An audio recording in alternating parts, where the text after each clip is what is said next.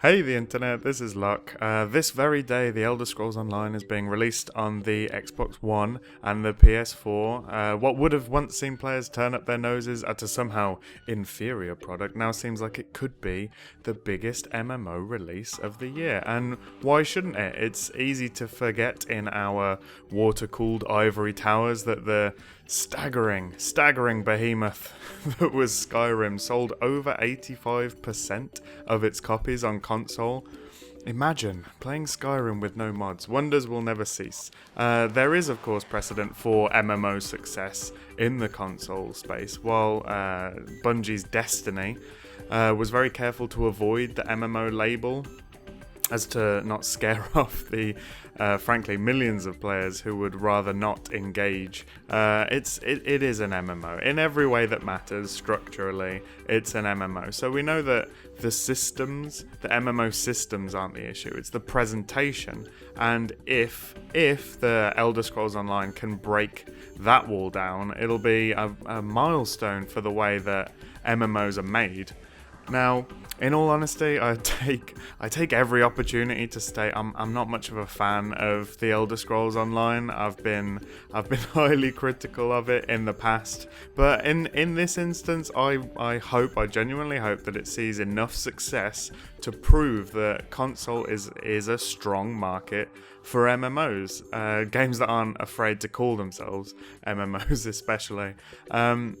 Now, games that would have been single player in the past are increasingly moving towards anything that will give them a good multiplayer angle. Although it's been, it's often been tacked on to the point it's felt a little undeveloped even as a concept, let alone a game type. It would be good if more games really turned this on its head and started with a focus on multiplayer, just for variety. I mean, I enjoy single player games, and I certainly don't think that every game needs multiplayer, but widening the scope of what games can aim to be within their genre, or even breaking genres, it's a win for everyone involved. So smiles all round, best of luck and all that. But if we're gonna get critical, if we're gonna do it, I can't help but wonder, is the concept of an MMO enough to impress a console player anymore?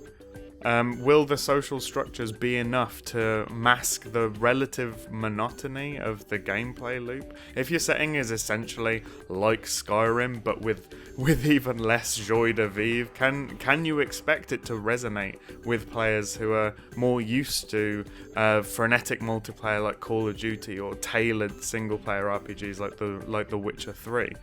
I still can't picture someone who really loved Skyrim as a game picking up ESO and thinking, yes, this is exactly what I was hoping for. Maybe people that are hardcore into the lore. There's probably a significant crossover of players who like, multiplayer games and like Skyrim, but so many people played Skyrim. There's crossover everywhere, quite frankly. In times gone by, the mere concept of a shared world would have been completely alien, but now players expect it.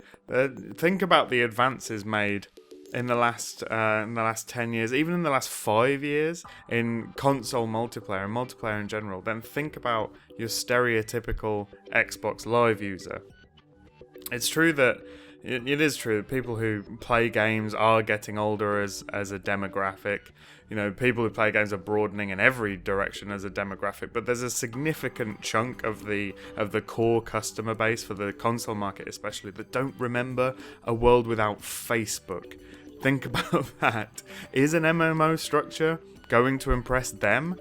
I mean, honestly, it's one of my more general criticisms of MMOs, that they're behind the times when it comes to social systems. While they used to seem impossible, it now really looks archaic, and I think the medium is still in denial about that.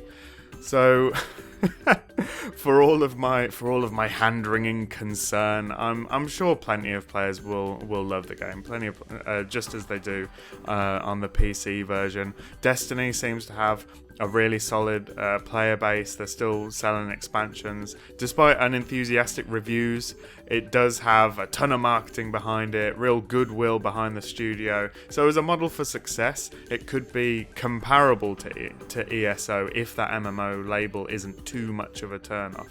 And ESO has the added benefit of being part of an extremely popular intellectual property. And I think with the improvements made to the game since the PC launch, added content, the game is relatively matured and it's as ready for prime time as it's going to get. I mean, even with all that, the subscription might have killed ESO on console before it had any chance. So, thankfully that's been dropped.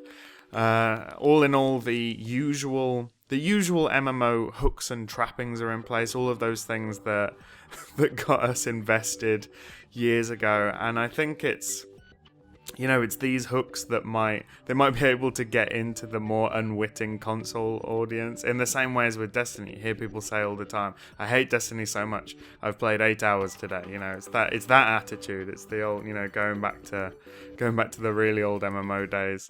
And when they get into that reward-based gameplay loop, when the conditioning sets in, it gets really hard to walk away. And if enough people buy it, that people have friends playing it, you get the social stickiness along with that operant conditioning kind of gameplay loop.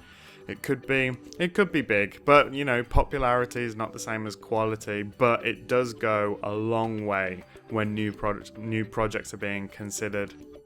And ESO is so high profile, it could well be the game that opens the floodgates for MMOs to really establish themselves as a new home on console.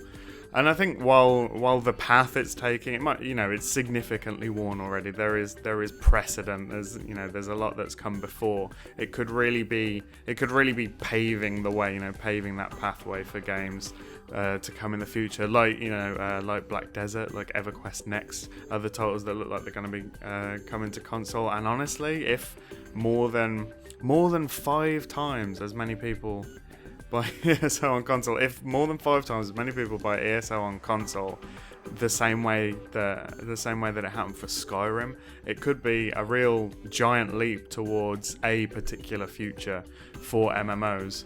So let us know what you think in the comments below. Is that a bright future? Is that something that MMOs should be trying to stay away from? Is PC the only real platform for MMO games? Do let us know. Give this video a like if you think the conversation is worth having.